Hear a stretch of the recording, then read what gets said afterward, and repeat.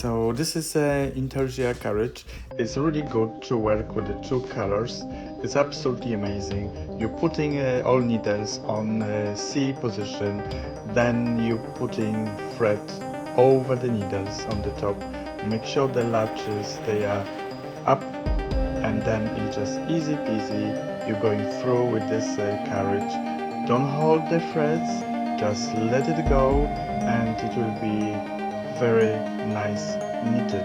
And again you put in the first green, then you cross in the middle and put the blue color, and now you're moving your carriage from the right to the left, and just don't hold the thread, just let it go easy. So and again I'm putting blue over the middle, crossing down there, and then you're putting over green, holding this all together and going through again with the carriage. And this is how it is done. Very easy, very looks nice, easy peasy, and enjoy Intarsia and have a fun. I hope you're gonna make a nice jumpers or blankets.